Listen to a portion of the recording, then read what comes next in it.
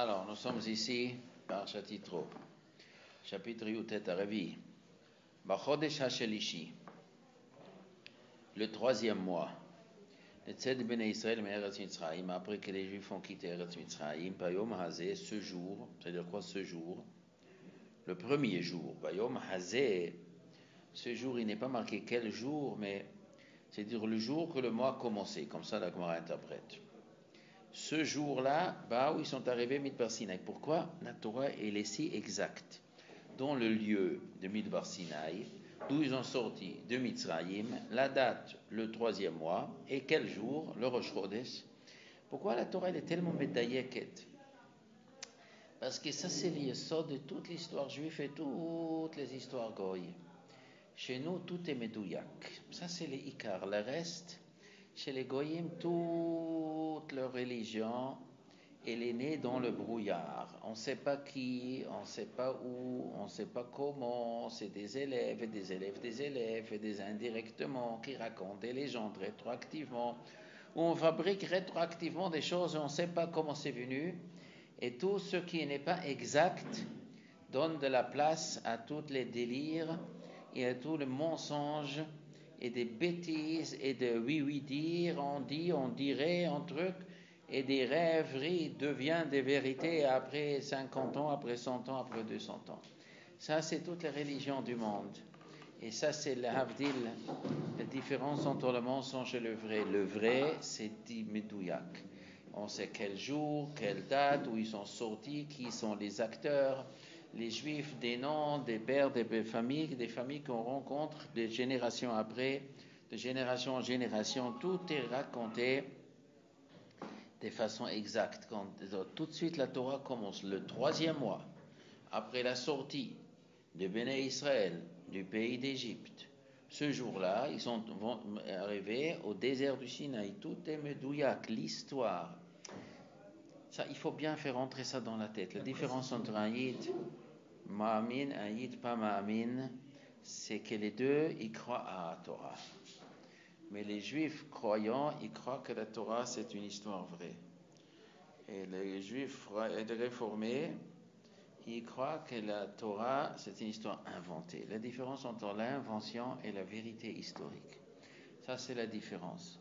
Une vérité historique, elle engage, et une vérité inventée n'engage pas.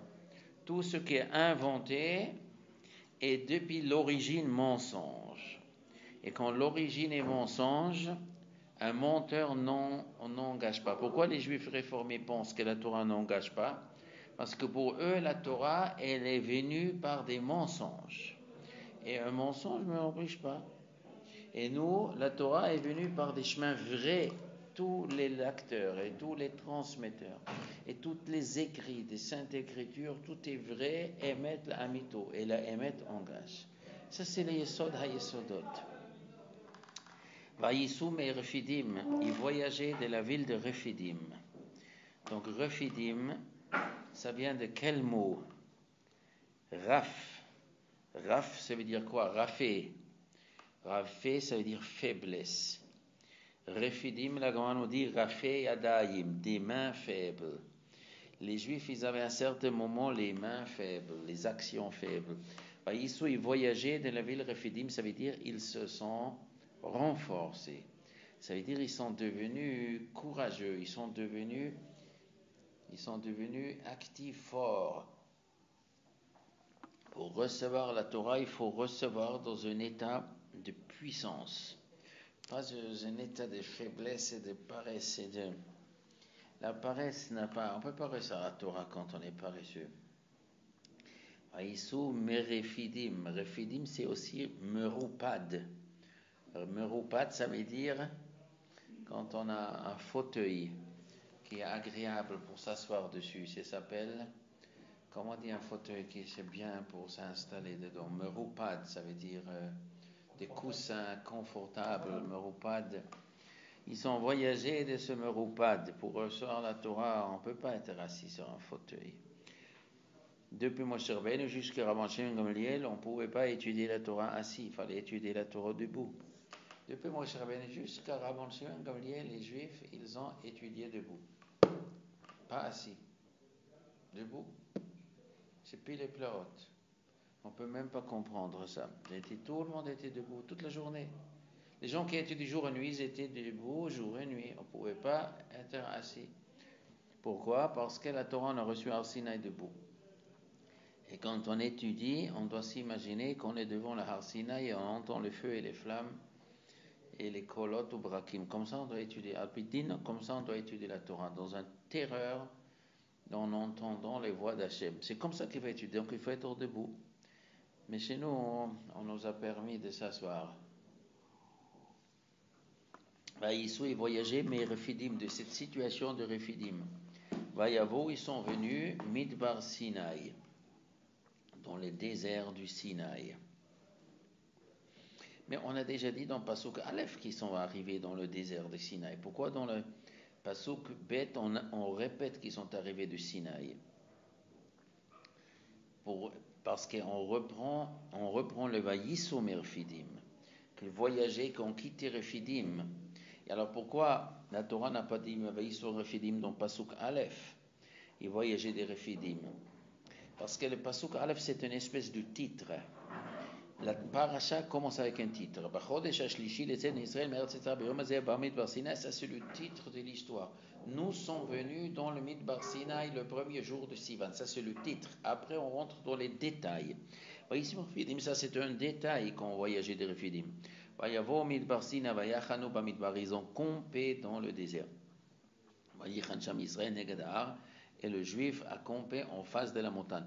Donc il y a deux fois le mot campé, une fois pluriel, une fois singulier. D'abord c'est marqué Vayachanu, ils ont campé. Donc on parle pluriel. Et après on reprend Vayichan, il a campé, singulier. Vayichan Sham Israël. Avant c'est quoi? C'est les Bnei Israël. Maintenant c'est Israël. Donc Pasuk Aleph, Vachodesh Shlishi, les 7 Bnei Israël. Ils étaient Bnei, les enfants Israël, et maintenant ils sont devenus Vayichan Sham Israël. Israël a campé. Alors, qu'est-ce que Rashi raconte? Une fois qu'ils étaient devant la Har Sinaï, ils sont devenus une personne. Dans tout leur voyage, ils étaient toujours séparés un de l'autre. Donc, c'est fait Bnei Israël, les enfants de Yaakov. Et maintenant, c'est une personne. Le Har Sinaï, c'est le seul moyen de créer l'unité dans le peuple juif. Tous les gens qui essayent de créer l'unité du peuple juif, en dehors de la Torah, ça ne va pas. On ne peut le créer que dans la Torah. Mais même dans la Torah, ce n'est pas forcément uni. Mais devant le Har Sinaï, c'est uni. Il y a la Torah, mais devant le Har Sinaï, c'est spécial. Devant le Har Sinaï, on est devenu une personne. Pourquoi? Tout égoïsme a disparu. C'est-à-dire, ce qui sépare une personne de l'autre, c'est l'égoïsme. Et devant la Har Sinaï, il n'y avait plus aucun égoïsme. Pourquoi? Le Har Sinaï, on dit dans la Haggadah, si Dieu nous aurait sortis d'Égypte, il nous avait amenés devant la Har Sinaï, daillez-nous. Ça aurait été suffisant, même s'il n'avait pas donné la Torah. Le fait d'être devant la Har Sinaï, de voir une montagne qui crache du feu et des flammes et des kolot ou brakim et la shrina dessus, c'est un événement terrible qui brûle tout égoïsme. Et ça, c'est du merveille. Ça, c'est un moment de merveille. On n'a pas seulement de merveille de Har Sinaï. Avant encore Matan Torah, on était déjà émerveillés. Telle façon que Vayichan Sham Israël, déjà, ça crée une unité formidable. Vayichan Sham Israël. Mais Israël, c'est-à-dire Yaakov. On dirait que Yaakov Vino, il a assisté. Yaakov, il a assisté. Vayichan Sham Israël. Neged Hahar. Pourquoi puis Yaakov? Pourquoi pas Abraham ou Yitzhak? Parce que Yaakov, on dit, c'est la Torah. Abraham, c'est Chesed. Yitzhak, c'est Gvura. Et Yaakov, on dit, c'est Torah. Yaakov Avinu, il était présent. Il était présent au matin de Torah. Peut-être Yitzhak ne voulait pas venir, il avait un peu honte parce qu'Isaf, il a dit non. Abraham, il avait honte d'assister parce qu'Ishmaël, il a dit non. Mais Yaakov pouvait être fier. Tous ses enfants, ils ont dit oui. Donc lui, il était présent. Vayichan Sham Israël, Neged Har. C'est quoi Neged? Non, on traduit Neged en face. Mais le mot Neged veut dire aussi contre. Ah, pourquoi cette expression contre la montagne? Pourquoi contre? comme s'il y a une opposition entre la montagne et les Juifs. Il y a quelque chose qui s'oppose, parce qu'ils étaient terrorisés. Ils avaient peur de la montagne. Il y a quelque chose qui s'oppose. Ils s'opposaient à la montagne. Pourquoi? Ils ont campé en opposition à la montagne. Une ira, plus une crainte qu'une... Une crainte. Il y avait une crainte. À quel moment ils craignaient? À quel moment ils tremblaient? Le jour de Matan Torah ou même avant? Le jour de Matan Torah, c'était terrible. La montagne, il tremblait. Il tremblait. C'était le jour de Matan Torah. Avant, ça ne tremblait pas. Mais le nuage était déjà avant. La Shrina était déjà avant. Mais pas de tremblement. Mais la Shrina était là avant. Neged Hahar, en face de la montagne. Qu'est-ce que ça exprime, Neged? Que quand une femme est Kenegedo pour la femme, en fait c'est le mariage, c'est un peu la choupa entre Israël, ce qu'elle appelle Israël, Yakash Baruch Hu, Israël, c'est comme dire une choupa, et on dit que le mari avec la femme c'est Kenegedo. Et c'est le Ezer Kenegedo, une aide contre lui. Une femme est une aide et elle est aussi contre l'homme. Pourquoi on dit que la femme elle est contre l'homme? Et alors la montagne, il y a aussi montagne Kevechol, c'est Akadosh Baruch Hu. Et c'est le Ezer Kenegdo, on dit Akadosh Baruch Hu c'est le Khatan, et le peuple juif c'est la Kala. Akadosh Baruch Hu il descend sur la montagne. Et les juifs c'est la Kala, et la Kala elle est Neged. Elle est Neged, et c'est le Ezer Kenegdo, le peuple juif il est Keneged. Keneged, mais Keneged Hashem. Keneged. Contre, le mot contre n'est peut-être pas obligé d'être en désaccord. Contre n'est pas obligé d'être en désaccord. Contre, ça veut dire on est face à face. On ne joue pas le même rôle.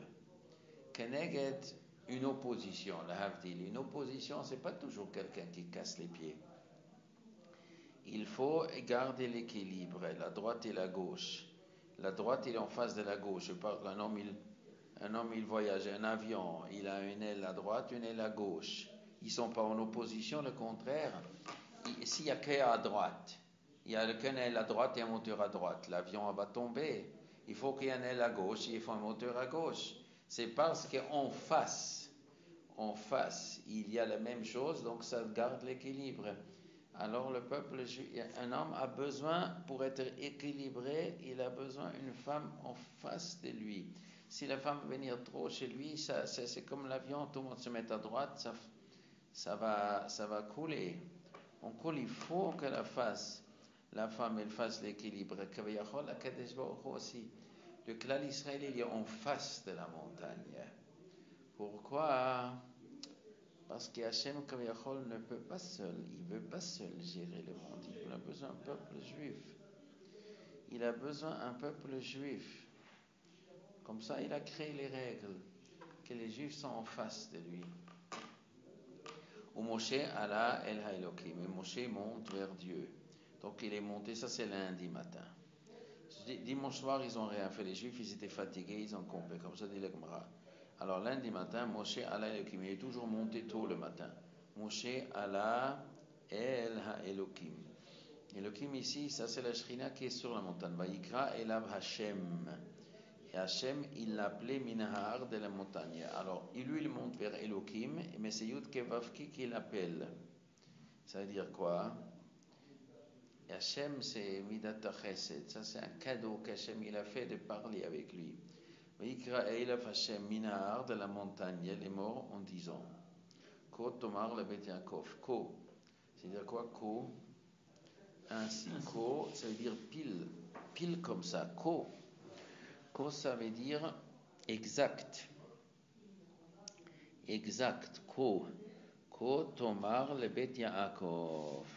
Comme ça, tu diras à la maison de Yaakov. Metaged. Et tu raconteras les Bnei Israël aux Bnei Israël. Alors, qu'est-ce qu'il dit Rashi? Bet Yaakov, c'est les femmes. Les femmes, c'est une maison. Maison, ça veut dire intérieur. Qui dit maison, dit des murs, dit un toit. Veut dire caché, protégé. Ça représente une femme. Une femme, sa place est à la maison. Kotomar le Bet Yaakov. Mais Taged, et tu racontes l'Ivnei Israël. Ça, c'est les hommes. Alors, il dit le même discours aux hommes, il dit le même discours aux femmes, mais Rachid dit non. Tomar, c'est doux. Et Taged, c'est dur. Aux femmes, il utilisait un langage doux.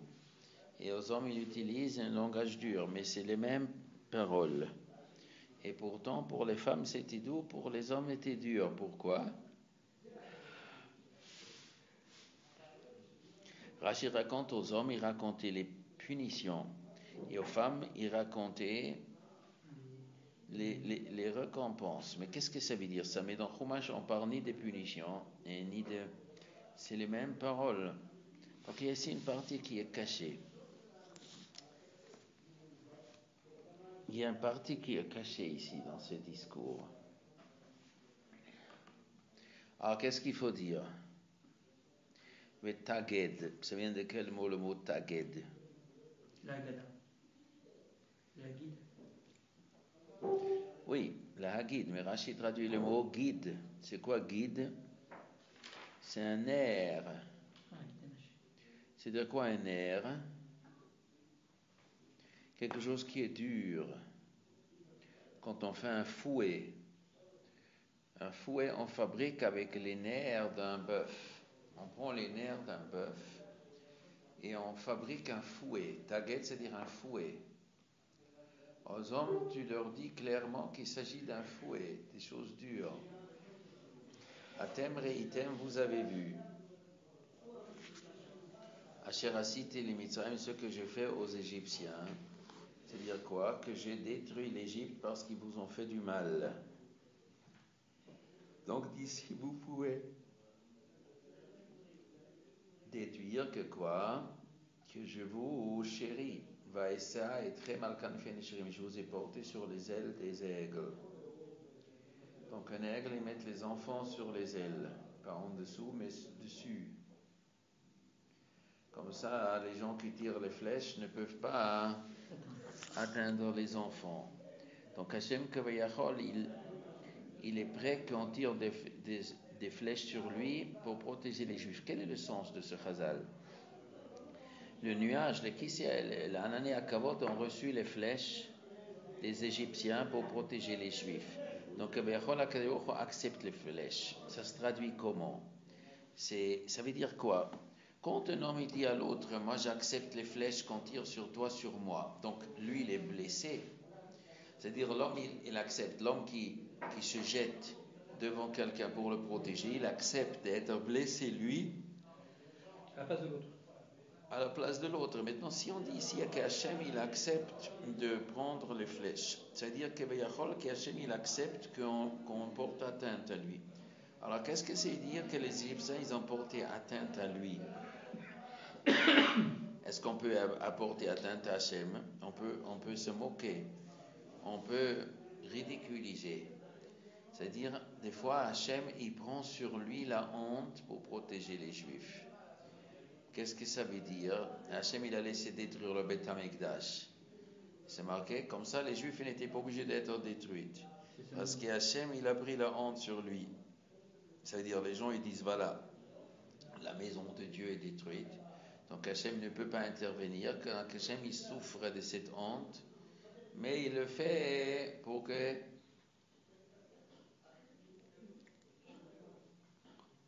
la Midat Hadin ne détruise pas les Juifs. Maintenant ici, à la sortie d'Égypte, eux ils tirent des flèches, ils voulaient tirer des flèches sur les Juifs. Donc qu'est-ce qu'il fait Hachem? Ils mettent la Anané à Kavod.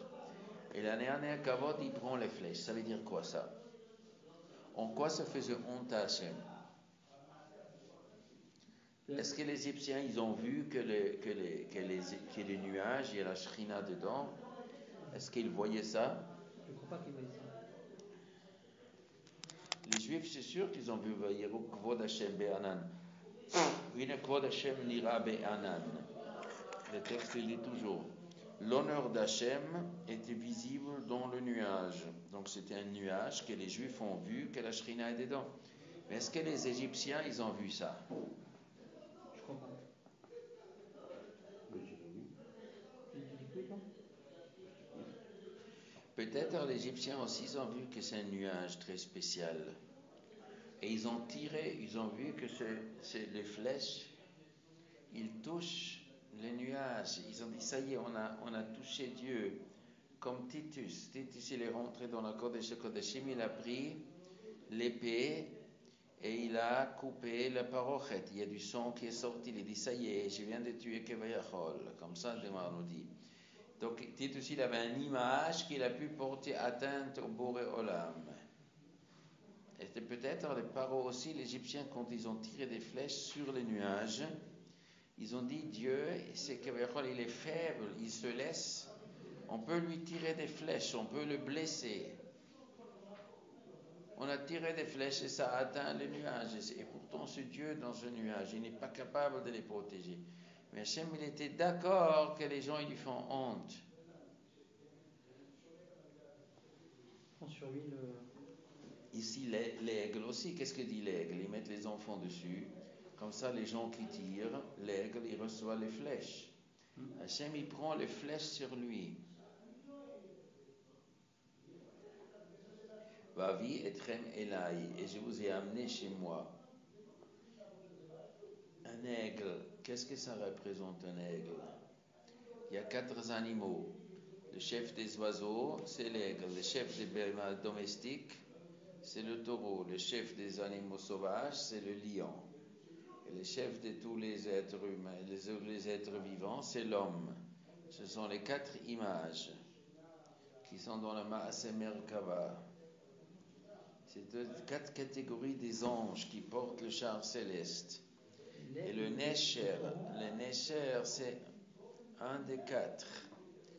Et je vous ai porté sur les ailes, Kanfei. Ça veut dire quoi, Kanfei, exactement? C'est les ailes. Kanaf, ça veut dire aile. Kanaf, ça veut dire extrémité. Kanfei Bigdeihem, l'extrémité des habits. On met les tzitzit, Kanaf. Kanaf, c'est Kanfei Haaretz. Les Kanfei Haaretz, les extrémités de la terre. La chose la plus éloignée du milieu. Et on a 4 kanfot. On a un habit avec 4 coins. Les 4 coins, c'est-à-dire les endroits les plus éloignés. Je vous ai porté al kanfei, sur les extrémités, nesharim. Nesher. Sur les extrémités. Ça veut dire quoi sur les extrémités? Le nesher, c'est le symbole de quoi? De la pitié. Kenesher Yair Kino Al Gozolav Yirachev. Comme ça dit le pasuk dans Azino. Kenesher Yair Kino. Comme un aigle qui réveille son nid. Al Gozolav Yirachev. Rashi dit que le Nesher, c'est le symbole de cet animal qui a pitié. Je vous ai porté sur les extrémités de la pitié. Ça veut dire qu'Hachem, il a utilisé l'extrême pitié pour porter les Juifs. Pourquoi? Ça veut dire qu'il y avait des sortes de Juifs qui étaient des tzadikim et des Juifs qui n'étaient pas des grands tzadikim, qui ne méritaient pas mitzad midat adin de sortir. Mais Hachem, il a utilisé midat rachamim, et l'extrême rachamim.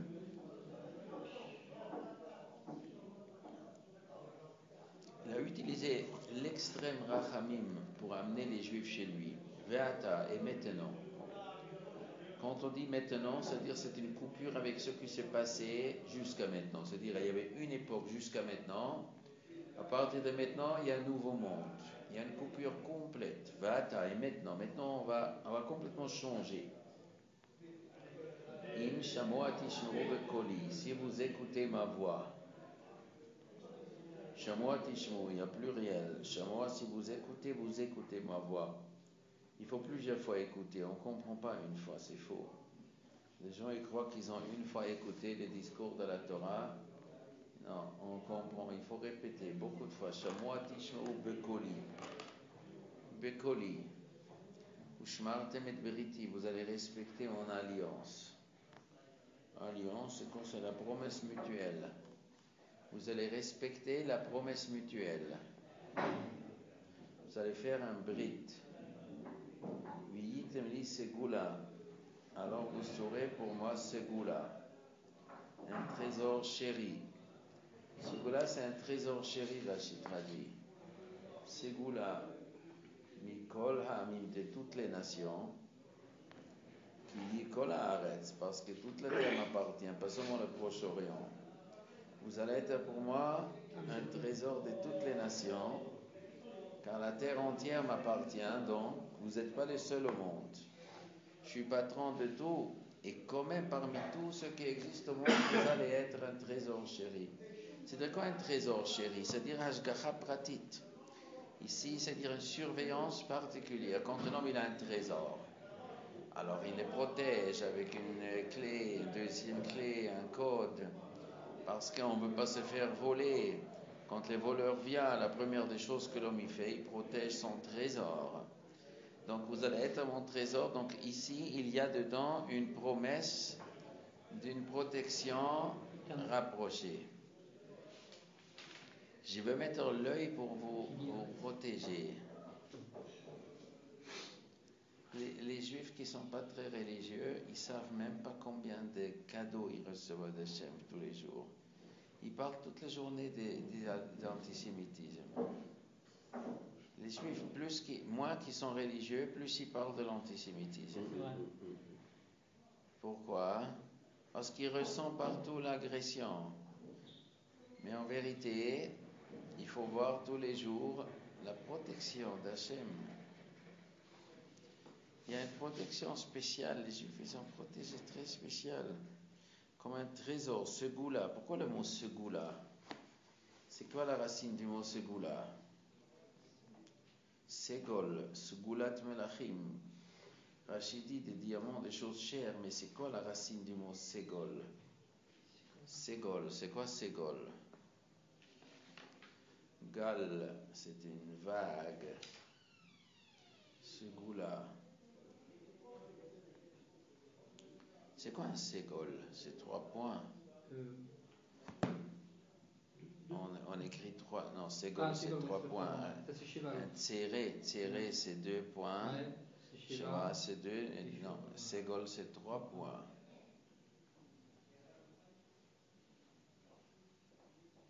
Vous voulez dire pour moi segoula. Une segoula. Aujourd'hui, on utilise le mot segoula pour dire un remède. Un remède, du gris-gris. Ouais. Une segoula, ça vient de quel mot? Voilà, j'ai une segoula. C'est marqué dans la Gemara ou c'est les gens qui ont inventé ce mot? Segoula, la Gemara dit. La Gemara, segoula existe dans la Gemara pour un enfant qu'on lui a cassé le bras. Et il faut payer. Quand quelqu'un casse le bras d'un enfant, il doit payer. Ouais. Et qu'est-ce qu'il fait l'enfant avec l'argent qu'il reçoit? Il y a le segoula, comme ça dit le Gemara, qu'il fera une segoula. C'est quoi la segoula? Un sefer Torah, là, comme on a dit. Ou un palmier, quelque chose de cher, qu'il achète un trésor qui reste. Segoula, c'est un trésor qui reste. Je ne sais pas pourquoi les gens ils utilisent le mot segoula comme gris-gris. Yitem li segoula.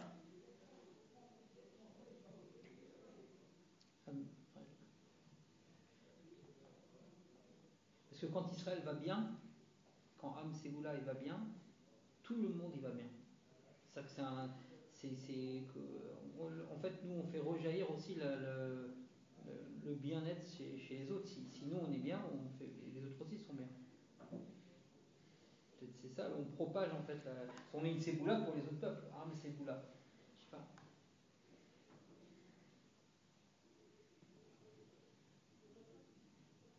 Ve'atem, et vous, Tioli, vous soyez pour moi Mamlechet Kohanim, une royauté des prêtres.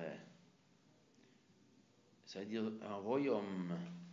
Et ce royaume est composé que par des prêtres. Que par des prêtres. C'est-à-dire le Kohen, c'est le serviteur de Dieu pour vis-à-vis de Lévi d'Israël. Kohen, Lévi, Israël. Et les Juifs, vis-à-vis des Goyim, ils ont le Prinat Kohen. Comme les Juifs, ils ont un Kohen et Lévi Israël, comme ça le monde a des simples personne et des Kohanim. Nous sommes les Kohanim pour les Goyim. Nous sommes le Kohen. Le Kohen, c'est le serviteur d'Hachem. Mamlechet Kohanim. Vegoy Kadosh. Un peuple qui est Kadosh. Ça, c'est la proposition. Et les Hadvarim. Voici des paroles à Sher Tedaber à Bnei Israël qui te parlent aux Juifs. Mais où Rashi a trouvé ici des punitions? Rashi dit, Vetaged les Bnei Israël, tu vas avertir les Juifs. Tu vas raconter aux Juifs, Rashi raconte, Onshim et Diktukim. Il faut dire aux Juifs des punitions et des détails. Alors, où c'est marqué ici dans ce texte? Dans ce texte, on ne voit pas tellement où il y a des punitions dedans. Si on transgresse, ça veut dire le fait qu'on dit nous allons être un Malechet Kohanim Goy Kadosh, ça sous-entend que si on ne le fait pas, on est puni.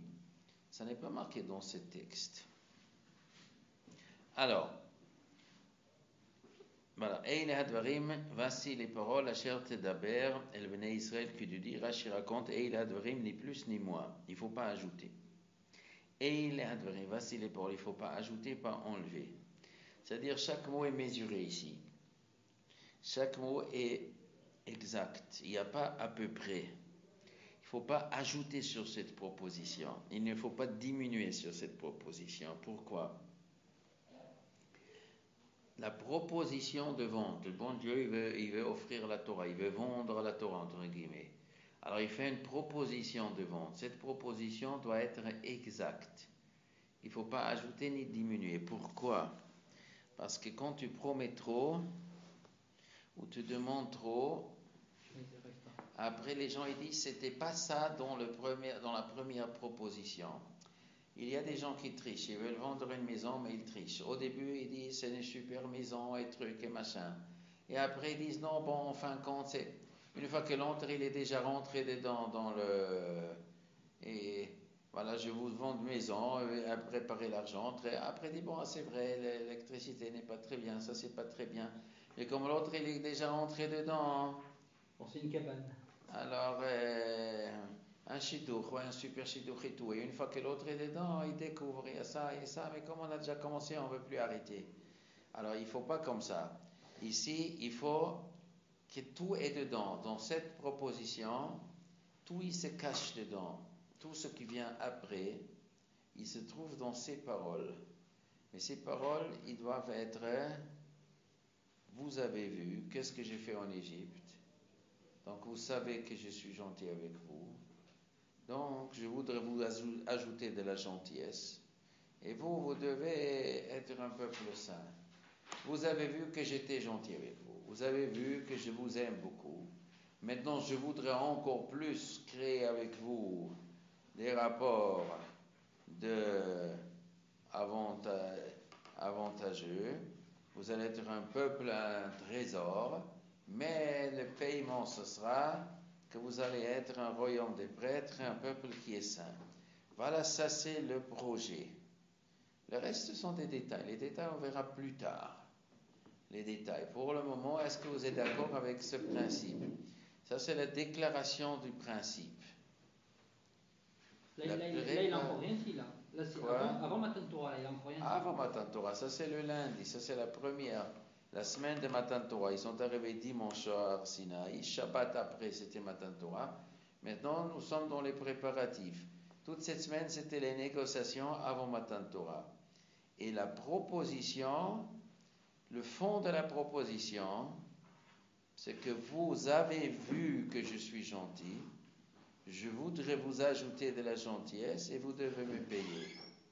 Ça c'est le brit, ça c'est l'alliance que je vous propose. Et là il se trouve tout dedans. Là il se trouve tout dedans. Vayavo Moshe. Moshe est venu, ça c'est lundi après-midi. Quand Moshe est descendu de la montagne. Vayavo Moshe. Moshe est venu, Vayikra les Ziknei Ha'am. Il a appelé les vieux du peuple, les sages du peuple, il les a appelés. Vayasem lifnehem, il a déposé devant eux, et kol hadvarim ha'ile, toutes ces paroles, asher tsevu Hashem, que Dieu lui a ordonné. Donc il a appelé le peuple, et qu'est-ce qu'il y avait? Non, il a appelé les skinim. Et qui a répondu?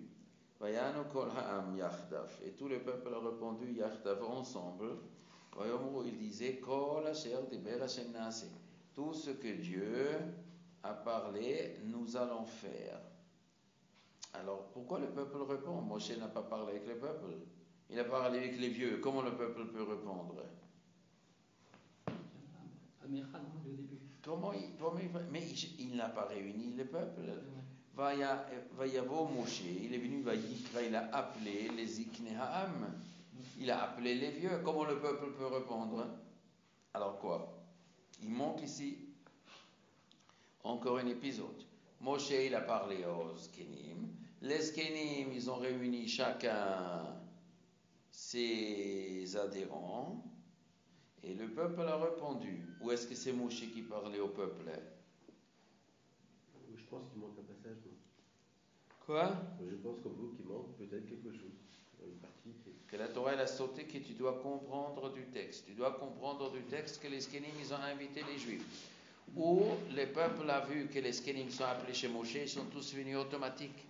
Comment tu peux t'imaginer que quoi que les Skenim sont appelés, Moshe descend de la montagne, il appelle les Skenim, et bien les Juifs sont au courant. Aïe, tu as entendu que Moshe, il a appelé les sages autour de lui. Moi aussi, je vais écouter. Ils sont tous venus derrière écouter. Ils savaient de quoi il s'agit, ils ne savaient pas. Mais Moshe, il est monté.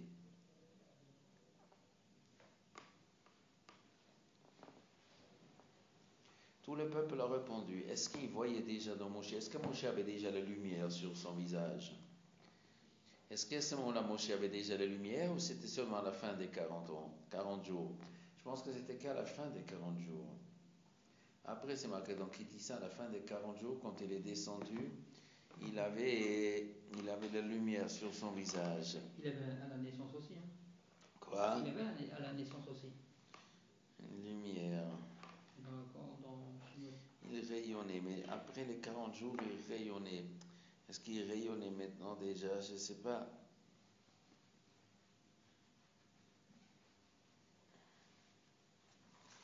Alors, tout ce que Dieu il a dit, nous allons faire. Vayashev Moshe et divrei ha'am el Hashem. Moshe a rendu les paroles du peuple vers Dieu. Donc ça, c'est mardi matin. Mardi matin, Moshe est remonté. C'est lundi soir, les Juifs, ils ont dit tout ce que Dieu il a demandé, nous allons faire.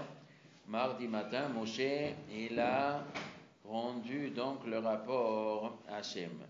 Oyomer Hachem et Moshe, maintenant Dieu dit à Moshe, ça c'est mardi matin, Hine vasi anochi moi, ba elecha, je viens chez toi, be'av he anan, dans l'épaisseur du nuage. Je viens chez toi dans l'épaisseur du nuage, ba'avour yishma'am, afin que le peuple entendra bedaberi imach quand je parle avec toi. Donc Hachem,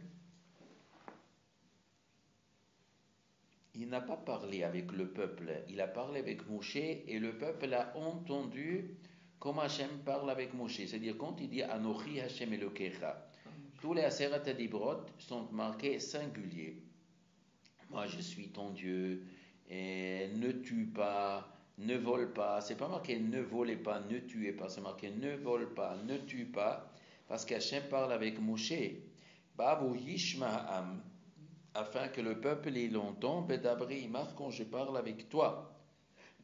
Begam becha ya'aminu le'olam. Et aussi en toi, ils feront confiance éternelle. Les Juifs font confiance éternelle du fait que le peuple a entendu quand je parle avec toi.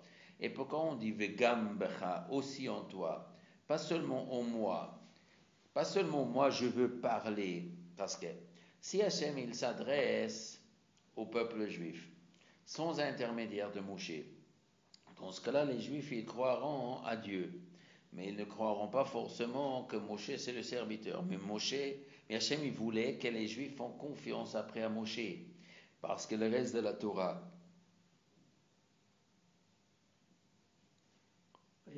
alors ça c'est Moshe qui a donné le reste de la Torah, tous les détails.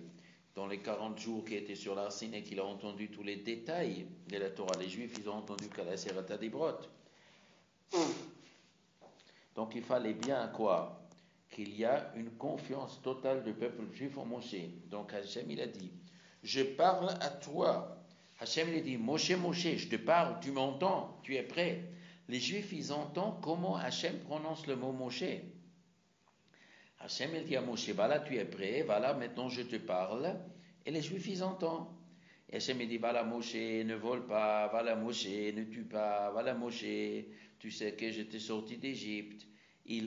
Hachem, il parlait du monde de Moshe, et les Juifs, ils entendaient ça. Donc, on aurait peut-être pu croire que ça s'adressait qu'à Moshe, et les autres. Quand il dit à Moshe ne veulent pas, mais ça veut dire que le peuple, ils ne veulent pas. Et comme ça, en effet, ils pensent tous les voleurs juifs. Ils pensent en effet comme ça. Ah bon Dieu, il a demandé à Moshe de ne pas voler. Il ne m'a pas parlé à moi, c'est vrai, c'est une bonne excuse de tous les pécheurs. Qui me dit que les Juifs, Béhémet, ils ne doivent pas voler? D'où on sait ça? C'est marqué, non?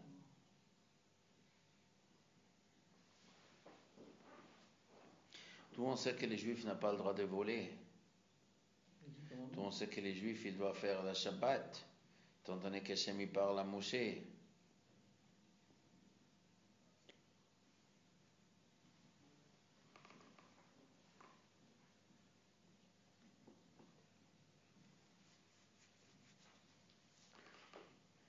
Avant, le peuple, il dit que tout ce que Hachem dit, il le fera. Donc, quoi qu'il en soit, ils acceptent, avant même qu'il parle, de suivre la parole d'Hachem. Le peuple a dit, tout ce que Dieu parlera, même ce qui ne parle pas à nous, même ce qui parle à Moshe, du moment qu'il donne un programme à Moshe, Dieu veut donner un programme à Moshe. Et avant, il a déjà dit, Ushmartem et Briti, vous allez respecter mon alliance. Donc les Juifs, ils savaient que la proposition de la Torah, c'est une Torah qui concerne tous les Juifs.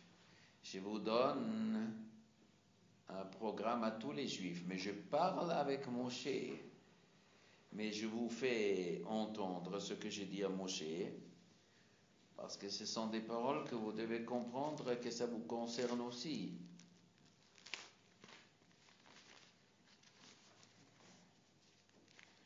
Où il a dit, bah si, le pshat il est comme ça.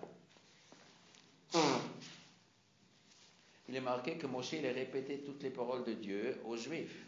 Après, il est marqué dans le texte. Hachem, il a dit, je te dis à toi, Moshe, tout ce que je demande, et toi, tu dois transmettre ces paroles aux Juifs. Après, Moshe, il a répété ça tout aux Juifs. Pourquoi mettre Moshe, il a répété tout? Après, c'est marqué Moshe a répété tout aux Juifs. Pourquoi il a répété aux Juifs? Étant donné qu'ils ont entendu direct. En effet, parce qu'Hachem, pour le moment, il a adressé la parole à Moshe. Et il a dit à Moshe, ce que je t'ai ordonné à toi, je veux que tu l'ordonnes aux Juifs aussi. Donc il était bien obligé de répéter aux Juifs. Alors pourquoi les Juifs, ils assistaient au fait que Hachem, il parle avec Moshe? Si de toute façon Moshe dit après aux Juifs les ordres, pourquoi il fallait que les Juifs, ils entendent quoi Hachem, il ordonne à Moshe? C'est pour qu'ils ont confiance en Moshe, pour qu'ils comprennent que Moshe Béhémet, c'est le serviteur de Dieu. Et alors, pourquoi il fallait, dans ce qu'elle n'a pas parlé, alors il n'a qu'à parler directement à tous les Juifs. Pourquoi il veut parler qu'à Moshe? Pour que les Juifs, ils remarquent la différence entre eux et Moshe. Pour qu'ils voient qu'Hachem, il s'adresse à Moshe, que Moshe, c'est le serviteur. Comme le reste de la Torah, les Juifs n'entendent pas directement de la bouche d'Hachem, mais que par travers Moshe. Moshe Torah Tzivolano Moshe. Ils ne voulaient pas entendre le reste d'Hachem, ils avaient trop peur. Donc ils ont besoin d'une confiance totale en Moshe. Donc la première partie, la Serata d'Ibrot, ils assistaient qu'Hachem, il ordonne à Moshe. Hachem, il ordonne à Moshe. Mais pourquoi il ordonne à Moshe? Il n'a qu'à ordonner à tous les Juifs. C'est C'est peut-être pour faire une différence entre Moshe et les Juifs, pour que Moshe comprenne que lui est le premier qui doit écouter, pour exclure tous ces rabbinim qui parlent aux autres mais pas eux-mêmes. Ça c'est du classique du classique. Tu dis un discours à toute la communauté. Vous ne devez pas voler, vous ne devez pas tuer. Ah, ceux qui parlent lui-même. Alors Hachem il a dit d'abord Moshe, d'abord je parle à toi. D'abord il faut que toi tu assimiles bien ce que je veux. Après tu vas parler aux Juifs. Quelle est la différence des premiers deux et le reste? Ça, c'est une vieille question. C'est quoi exactement? Le texte, il dit que les Juifs, ils ont entendu tous les 10 paroles. Ils ont entendu tous les 10 paroles. Et de l'autre côté, on dit qu'ils ont entendu que les premiers deux. Ça, c'est une grande question. Le Medrash dit que les Juifs, ils ont entendu 2 paroles de Dieu. Et dans le Chumash, c'est marqué que les Juifs, ils ont entendu tous les 10 paroles de Dieu. Alors, Pshat Pashut, il est que les premiers 2 paroles, ils ont compris jusqu'au bout. Et les autres 8, il fallait que Moshe révise avec eux pour bien faire comprendre bien le sens. Et les premiers 2, ils ont compris jusqu'au bout. Les Chorah, c'est comme ça la Pshat, mais on verra encore. Alors, Vayomer Hashem.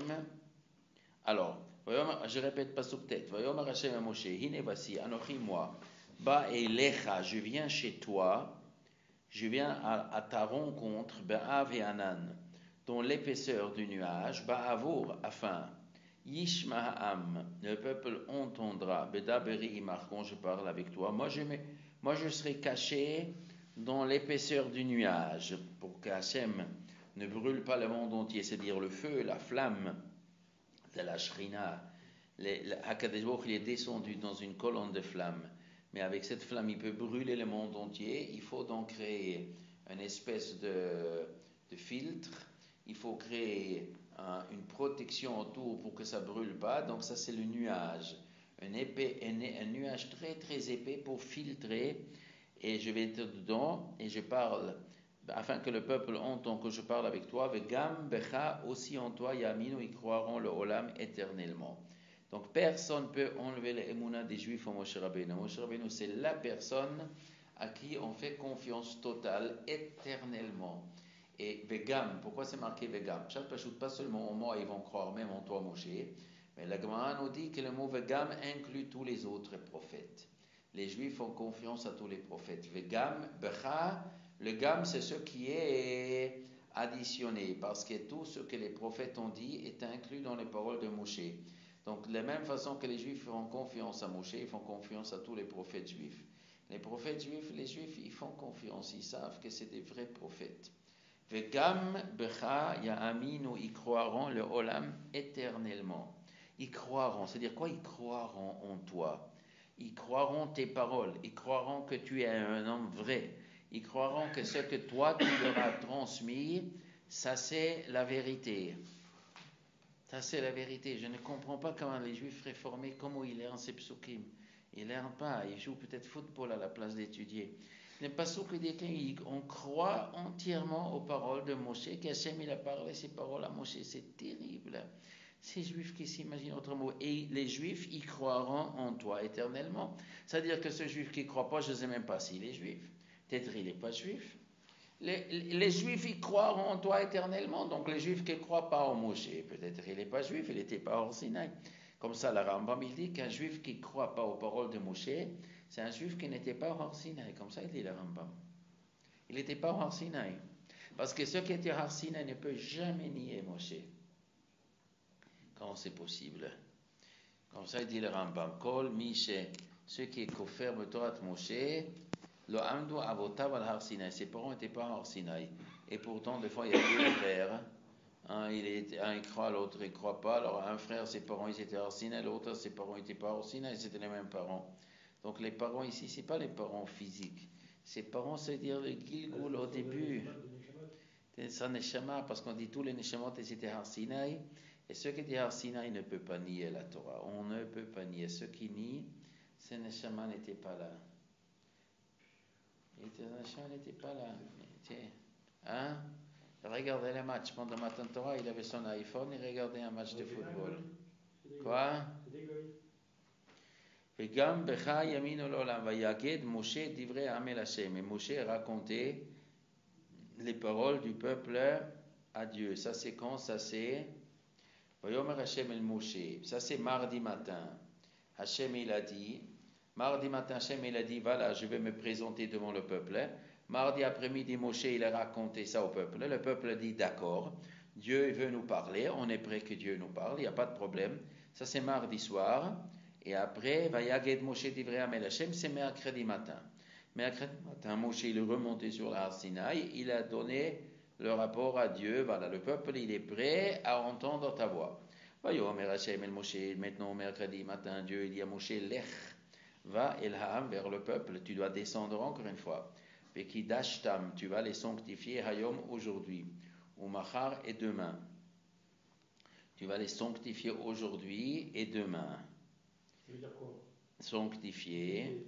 Enfin, ils vont se séparer de leur femme et vont. Alors, séparer de la femme. Alors, ça c'est plus tard. Ah. Donc, d'abord, Kidashtem, Rachidi, Yachinu Atzmam, préparer.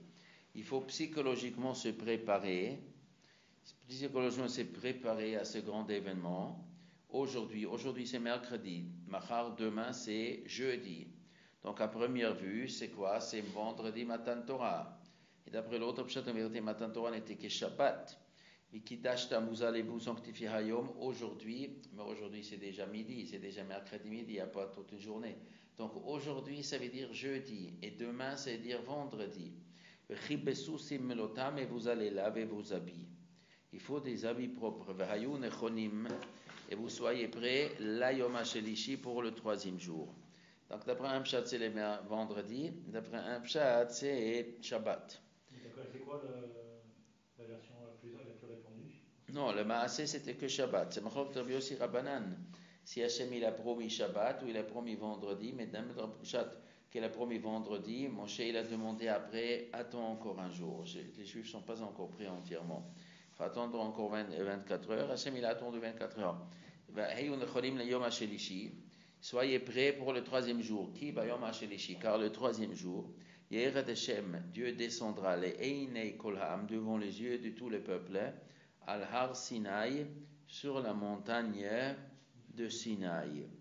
Vihigbalta et Ha'am. Pourquoi on dit toujours le troisième jour? Le troisième jour, c'est quoi le mot 3? Au début déjà il a dit le troisième mois. Maintenant il te dit le troisième jour. C'est quoi le chiffre 3? Chazaka. On dit qu'il y avait 3 enfants, à Myriam, Aaron et Moshe.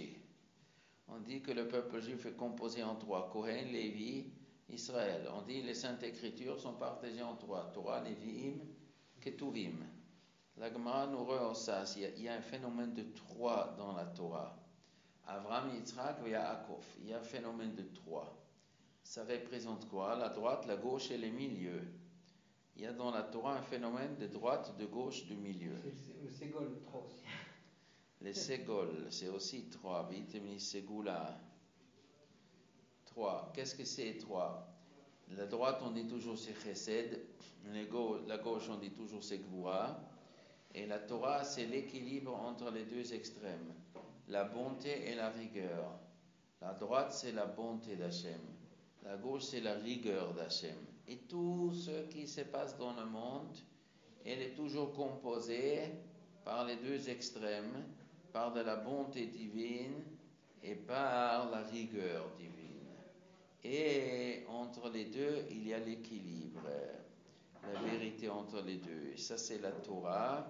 Elle crée l'équilibre entre la bonté et la rigueur. Elle est composée par 2 éléments, mais la Torah fait un équilibre. Et ça, c'est le phénomène du 3. Le 3. Bon, moi je ne connais pas ça. Il y a des secrets dans la mathématique. Mashiach il vient, peut-être même avant, je ne sais pas, il va nous dévoiler les secrets de la mathématique avec la Torah. Il y a beaucoup de secrets dedans. V'hikbalta et ha'am saviv lemor. V'hikbalta, et tu vas limiter. Gvul. Gvul veut dire frontière. Il faut mettre une barrière. Hikbalta, oui, une barrière. Hikbalta et ha'am, tu vas mettre une limite au peuple saviv, autour de quoi? autour de la montagne. Autour de la montagne, tu vas mettre une limite pour le peuple des morts en disant Ishameru lachem, gardez-vous, faites attention à l'autre bahar de monter sur la montagne, c'est-à-dire il ne faut pas que vous montez. Vous n'avez pas le droit de toucher les katseihu, le coin les plus éloignés de la montagne, vous n'avez pas le droit de toucher. Je comprends pas ce que dire. Les montagnes, c'est grand. Comment on met une barrière autour d'une montagne et comment on fait pour... Alors, il y a un endroit où la montagne commence. Donc, ça veut dire quoi? Ça, c'est la terre. Et à un moment, je m'imagine, ça monte comme ça. Je m'imagine comme ça. Alors là où il arrive en bas, alors ici, on met une barrière. Et dès que ça commence à monter, ça veut dire la montagne commence. Vous n'avez pas le droit de toucher en haut, vous n'avez même pas le droit de toucher en bas, le coin ici en bas, si on touche, c'est mortel. Il était chargé électriquement, il y avait des rayons, il y avait là-bas une électricité de 300 millions de volts. Ceux qui touchent ici meurent. Il y avait du feu, ils étaient chargés d'électricité. Il ne faut pas toucher en bas. Ceux qui touchent la montagne, ils mourront. Quelle est la logique? Quelle est la logique qu'il ne fallait pas toucher? Pourquoi il fallait cette limite? Il ne fallait pas que les Juifs ils montent sur la montagne. Pourquoi? Ça représente quoi?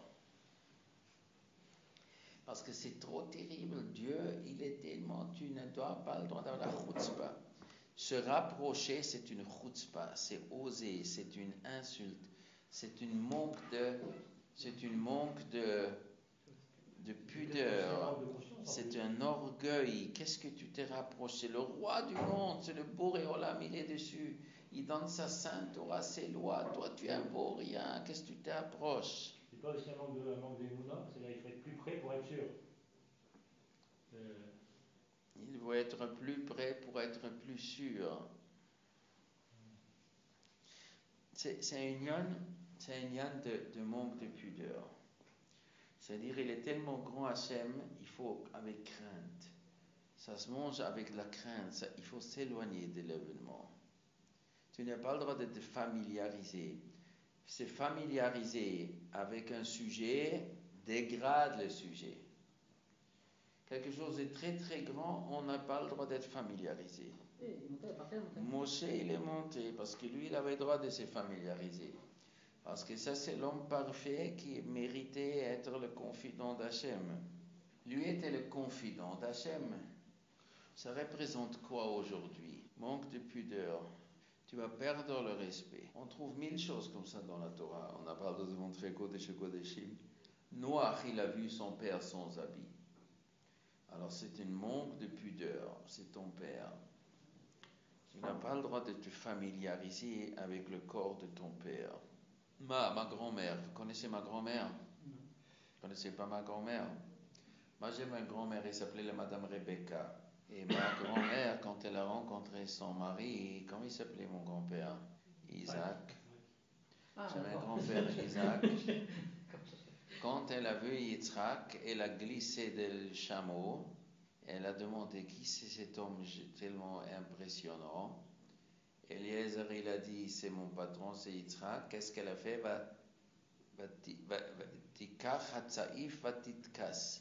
Elle a pris le voile et elle se voilait. Pourquoi elle se voilait?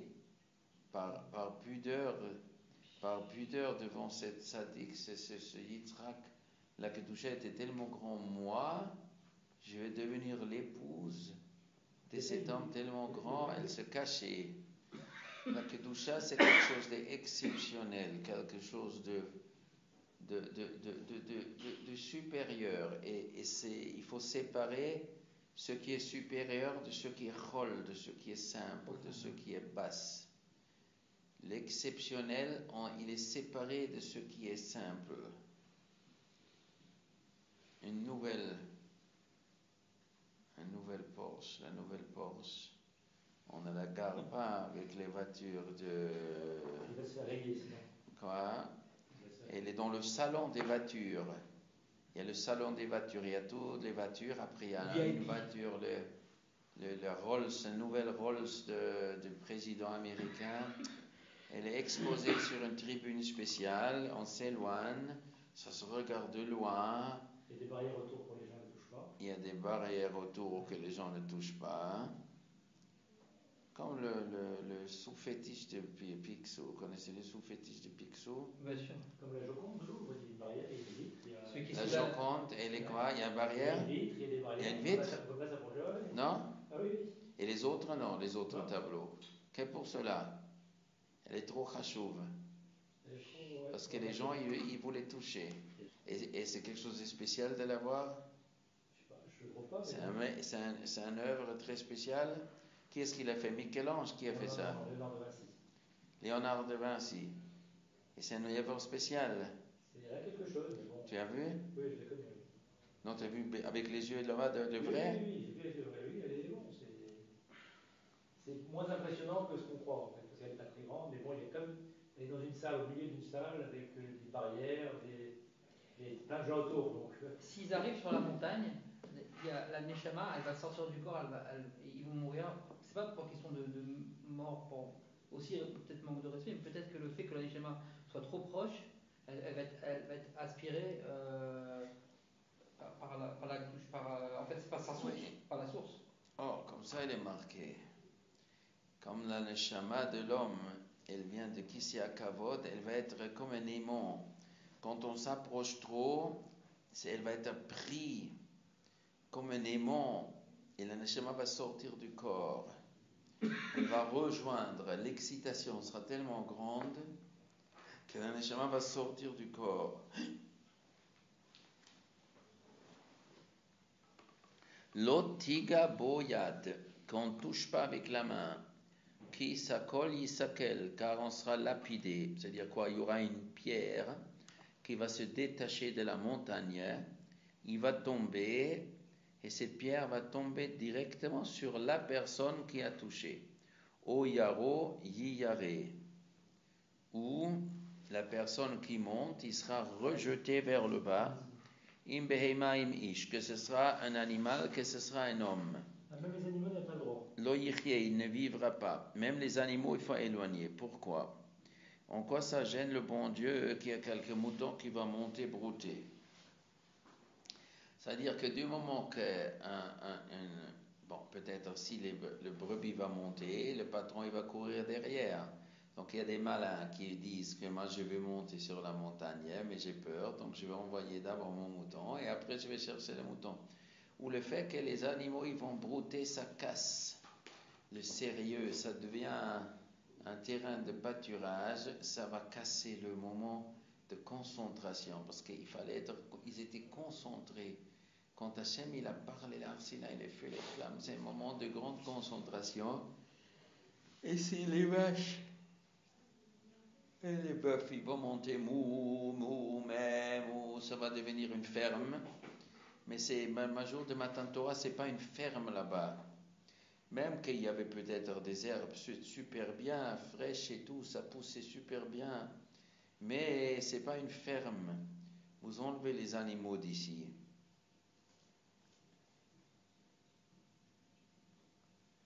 Même les animaux, ils vont mourir.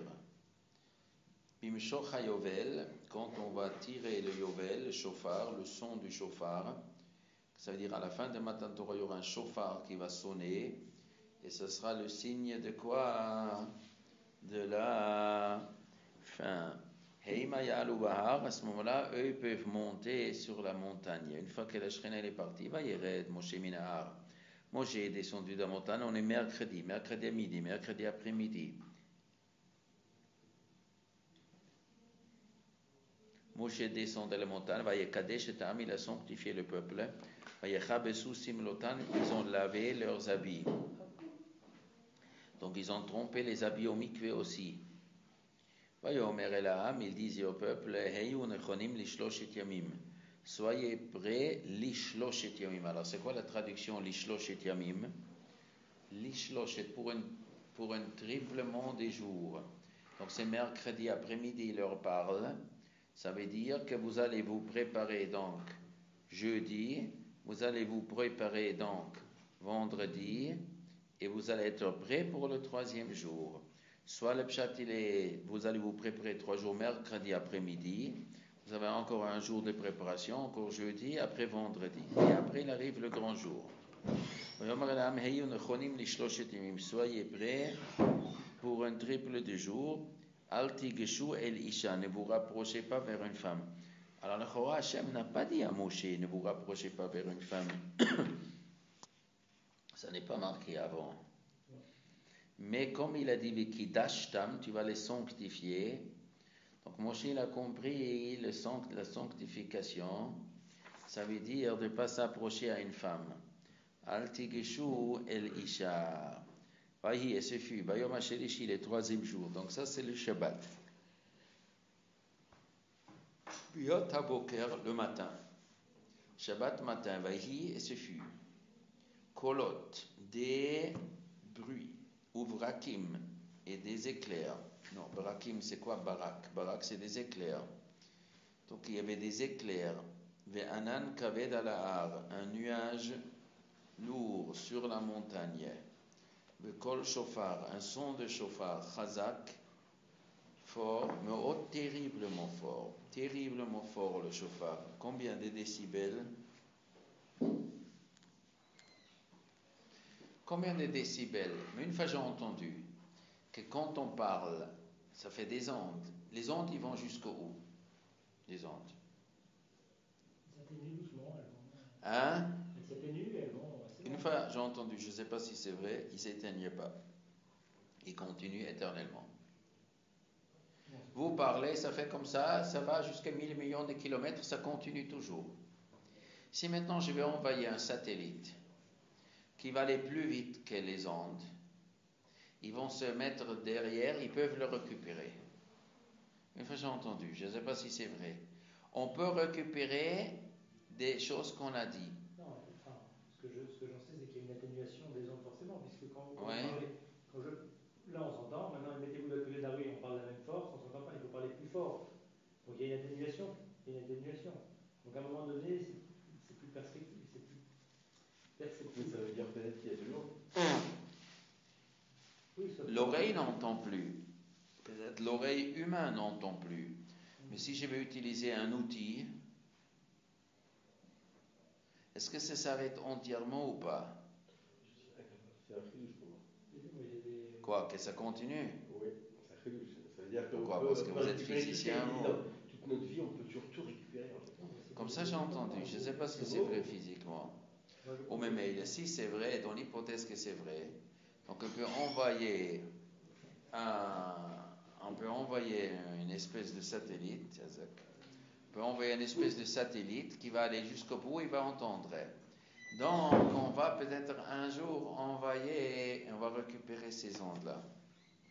C'est possible. Et le monde entier va entendre Anochi Hashem Azim Moshe, Anochi Hashem Elokecha. Quand c'était très très fort, effectivement, peut-être qu'on peut encore retrouver dans le bois. Parce que c'est marqué que ces paroles sont restées éternelles. C'est marqué après dans le pasuk éternel, c'est-à-dire la parole d'Hashem est restée éternelle. Là, Hashem, Dvar Chanitzav Hashemayim, que les paroles d'Hashem, c'était pas comme nos paroles, c'est des paroles qui continuent toujours. Et un jour, on va trouver la machine et va nous transformer, on va l'entendre avec nos oreilles et on va tous entendre Anochi Hashem Elokecha.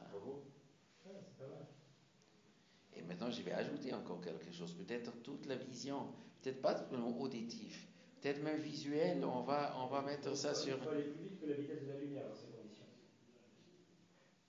Ils n'ont pas des machines aujourd'hui, des choses plus vite que la lumière. Ils arrivent aujourd'hui avec des ondes de voir dans le truc pas plus vite que la lumière. Non, mais par exemple, aujourd'hui, ils sont capables de voir, en regardant une étoile, la lumière qu'on voit d'une étoile, c'est la lumière qu'il y a eu il y a quelques milliers d'années déjà. On est capable de remonter. Ils arrivent aujourd'hui à deviner un peu à quoi ça ressemblait en regardant la lumière des étoiles. Ce serait beau, en plus. Si c'était possible, ce serait beau. On va voir le matin Torah. C'est une marée magique. Il y en a un qui dit qu'on va voir le Bria Taolam. Création du monde.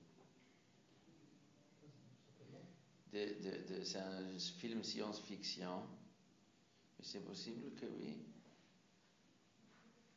On dit que les Juifs, ils ont assisté au Briat Olam B'Shas Matan Torah quand Hachem il a dit, moi je suis Dieu. Les Juifs, ils ont vu la création du monde. Ah, d'accord. Ils ont vu Hachem et dit, moi je suis Dieu. Alors les Juifs, ils ont vu comment le monde a été créé. Ils ont tout vu. Ils ont percé tout les, comme ça, machin pasouk. Chazal, ils ont percé la nature, ils ont tout vu. Alors, Vaïhi, Bayom Hashelishi, Biyot Boker, c'était le matin. Vaïhi, et ce fut Kolot, Deva ou Brakim, des éclairs, Va'anan Kaved Alar, Kol Shofar, et le va du Shofar Chazak for Mo'od, Vayecherad Kol Ha'am Asher Mamachane. Et tout le peuple qui était de camp, Vayecherad, ils ont paniqué. Ils tremblaient, Chared, ils avaient peur. Ils avaient terriblement peur. Devant Hachem, on a peur. Pourquoi on a peur devant Hachem? Parce que c'est la vérité absolue et l'homme, c'est le mensonge absolu. L'homme, c'est la vérité absolue, la puissance absolue, et l'homme, c'est un vaurien, l'homme. L'homme, il est rien, mais ça remplit de peur. Et c'est un peur kiffant. C'est un kiff d'avoir ce peur. De voir la vérité, c'est quelque chose d'exceptionnellement, c'est merveilleux de voir la vérité. C'est quoi la peur? La peur, c'est quoi? Que l'homme, il croit qu'il va disparaître. C'est quoi la peur? On est incapable de se protéger. On est livré à la merci des forces qui nous sont supérieures. Et on ne peut rien faire contre. On a peur. C'est quelle espèce de peur? C'est la peur de disparaître ou la peur devant la vérité? C'est l'émerveillement devant la vérité.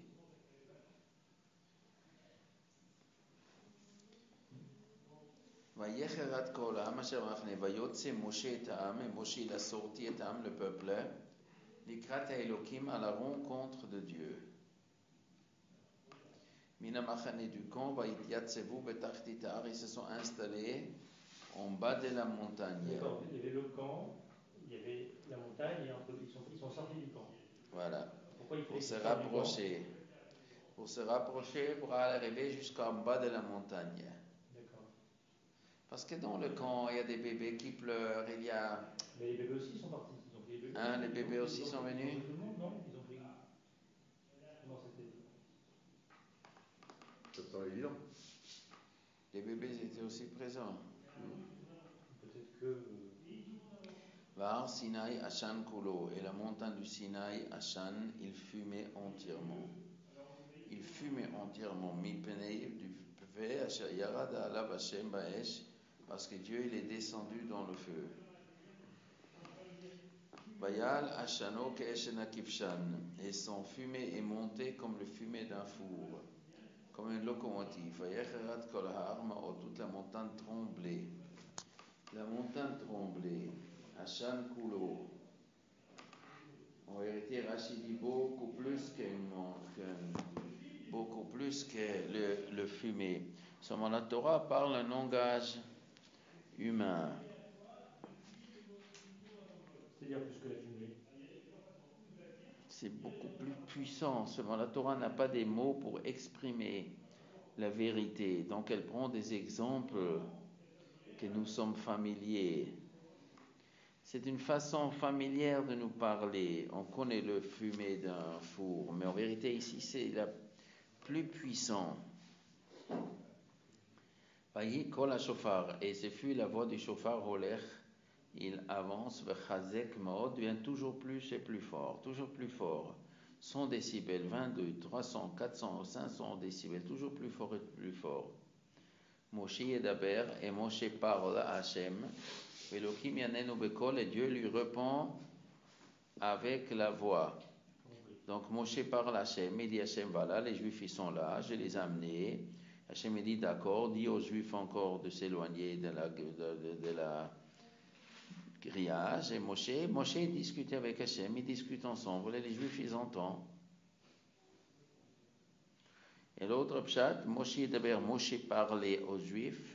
Elohim et Dieu, Yanenu, il a renforcé la voix pour que Moshe il peut en parler à tous les juifs. Il fallait un haut-parleur dans sa bouche.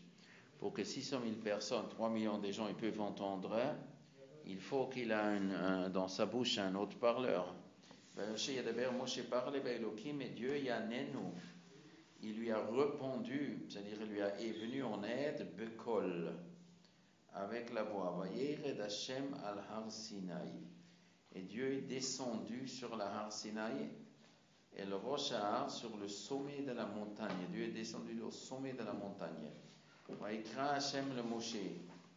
Et Hashem il a appelé Moshe. Il a appelé Moshe et le Rosh Har vers le sommet de la montagne. C'est-à-dire il a dit Moshe monte maintenant. Et les Juifs ils entendent. Dieu dit Moshe viens, monte chez moi. Vaya Moshe, Moshe il est monté. Vayomer Hashem et Moshe, Dieu dit à Moshe, les Juifs ils entendent, ils sont en bas, ils entendent tout. Vayomer Hashem et Moshe, descend.